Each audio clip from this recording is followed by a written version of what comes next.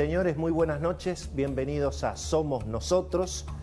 Bueno, con las novedades de las últimas horas, sobre todo el hecho de que, bueno, finalmente podría ocurrir que Argentina evite un doble default con el Fondo Monetario y con el Club de París por una decisión política de los países centrales, en el marco además de una pandemia, bueno, de no exigirle eventualmente a la Argentina en este momento el ajuste y permitir que en todo caso se resuelva el dilema electoral y la cuestión quedará como tantas otras cosas, sin conocer muy bien cómo se van a resolver, para después de las elecciones. Todavía no está confirmado que esto sea así, pero el propio presidente dijo en Europa que se estaba avanzando bien con el Club de París.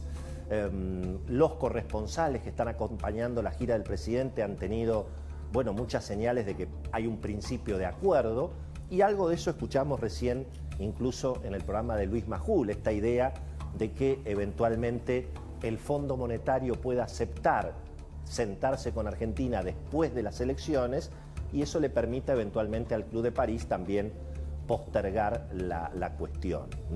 De modo que queda claro cuál es el plan del gobierno para llegar a las elecciones. Después, por supuesto, podemos discutir cómo le va a salir, qué podría ocurrir con el dólar, qué podría ocurrir con la brecha cambiaria. Hoy vamos a hablar de todos estos temas, nada menos que con Carlos Melconian, así que no se pierdan el programa. Y en general, bueno, hay como una coincidencia de que el gobierno podría llegar a las elecciones sin que estalle el dólar. Tenemos la super soja, eso es una noticia muy importante porque la soja le da dólares al gobierno y también le da pesos por la recaudación de las retenciones.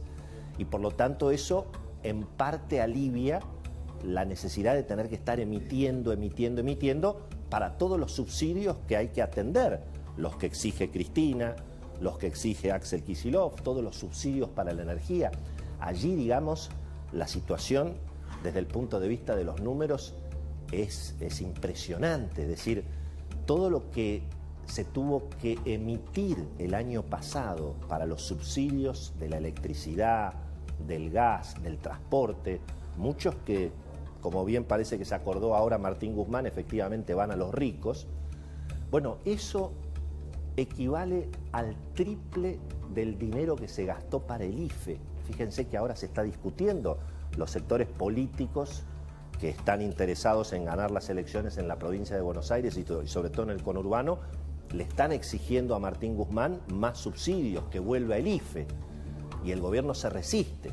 Sin embargo, para mantener congeladas las tarifas de luz y de gas, se gasta el triple de lo que se gasta para el IFE. Así que el plan del gobierno para llegar a las elecciones está claro: congelar el dólar, congelar las tarifas, emitir todo lo que sea necesario, lo menos posible dentro de lo que se pueda, y por supuesto repartir la mayor cantidad de subsidios posible, no pagar $1 a los acreedores, por lo menos en este año electoral. La discusión, insisto, está en, bueno, qué va a pasar con el dólar blue, qué va a pasar con la brecha.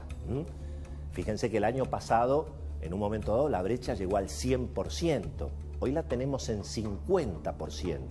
Eso quiere decir que el dólar oficial más o menos cuesta 100 pesos y el dólar libre, el dólar financiero, legal, el contado con liquidación, el dólar bolsa, está entre 150 y 160. Bueno, el año pasado esa brecha llegó a 100%, cuando el dólar casi se acercó a los 200. Pero no teníamos la soja en $600. Y hay que ver finalmente cuánto va a ser el déficit fiscal que va a haber que cubrir con emisión. Porque aún en un escenario complicado desde el punto de vista sanitario, bueno, parecería que las cuarentenas extremas que vivimos el año pasado, donde toda la economía estaba paralizada, no van a estar tan disponibles este año. No lo sabemos. Hoy, la verdad, hay una incertidumbre en ese sentido, pero en todo caso, bueno, el dólar será 160, 170, 180, 200, nadie sabe, pero no un estallido. Allí, de eso también vamos a hablar con Melconian dentro de un ratito. Pero claro, el problema de fondo no se resuelve. Es decir, la Argentina está generando una bomba de tiempo. Se están congelando las tarifas, se están congelando el dólar, se está emitiendo a lo pavo. Claro, y hay una inflación de 50%. El déficit, la emisión, la inflación corre al 50% anual.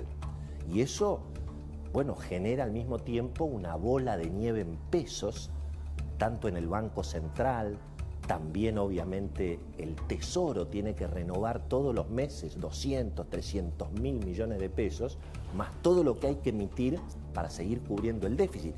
Y esa bola de nieve en pesos, y bueno, mientras que nadie corra a comprar dólares, más o menos está controlado. Y parecería que hasta las elecciones, con la soja, con el acuerdo este político para evitar el doble default, por supuesto con el cepo, y la situación podría de alguna manera controlarse. Ahora, ¿qué pasa después de las elecciones?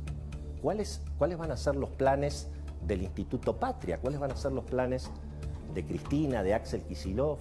Todo lo que hoy le exigen a Alberto Fernández y a Martín Guzmán. ¿Cómo va a ser después de las elecciones? ¿Se van a respetar los derechos de propiedad? Las empresas de servicios públicos, por ejemplo, que van a estar todas fundidas por todo este tema del congelamiento, van a terminar siendo todas estatizadas. Es decir, ¿se va a radicalizar todavía más la política económica? Es obvio que eso depende en parte del resultado electoral, pero hoy vamos a estar también con Carlos Fara, uno de los encuestadores también más consultados hoy en el ambiente político, pero bueno, naturalmente no es lo mismo cómo eventualmente surja la cuestión electoral. Pero uno puede imaginarse, si al gobierno le va mal, ¿a quién le va a echar la culpa? A Cristina. Todos sabemos. Y si al gobierno le va muy bien, ¿quién va a decir Cristina que ganó? ¿Alberto o ella? Y bueno, todo eso naturalmente me parece que también está jugando en términos de lo que importa, ¿no? Que es si los argentinos están dispuestos a dejar de sacar los dólares de la Argentina y a empezar, definitivamente a empezar a traerlos. Hoy hubo una novedad importante a nivel mundial, va a estar en la tapa de todos los diarios mañana, que es que apareció la inflación fuerte en Estados Unidos. Allí podríamos decir, ¿no? Los argentinos, ¿vieron que los argentinos sabemos de inflación? ¿Vieron que si emiten, tarde o temprano llega la inflación? Y bueno, eso es lo que ha pasado en Estados Unidos. La inflación en Estados Unidos casi diríamos que se argentinizó. Fue 0,7% mensual en el mes de marzo y llegó casi a 0,8% en abril. La nafta se duplicó de precio. Los autos, hay faltante de autos en Estados Unidos, porque obviamente con la pandemia todo el mundo dejó de producir y ahora hay como una especie de euforia post-pandemia por las vacunas, porque se supone que el mundo va a volver a funcionar un poco más normal, sobre todo el hemisferio norte, y estamos viendo, bueno, un shock inflacionario en Estados Unidos. No sabemos si esto va a continuar, pero bueno, hoy las bolsas se hicieron pomada, hoy cayeron entre 2 y 3% las bolsas, el Bitcoin se caía 7%, es decir, se puede llegar a fortalecer el dólar, y eso es una muy mala noticia para la Argentina, mirando los problemas que la Argentina va a tener que resolver después de las elecciones. Y eso me parece que, insisto, es el tema más complicado, ¿no? Argentina, al mismo tiempo, hemos visto esta semana, se complica sola. El comunicado de la Cancillería argentina respecto del viejo conflicto, obviamente, entre Israel y la Franja de Gaza, dominada obviamente por el terrorismo de Hamás. Bueno, la Argentina se colocó medio más cerca de los terroristas que del Estado de Derecho, ¿verdad? No es la primera vez que ocurre y además, bueno, hay una vieja historia de la izquierda argentina, de la izquierda peronista, de los 70, con las organizaciones también guerrilleras en Medio Oriente, la foto de Arafat con los montoneros.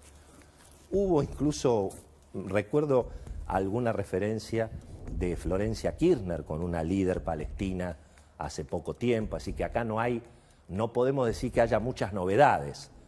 Lo que lamentablemente ocurre es que esto después tiene consecuencias.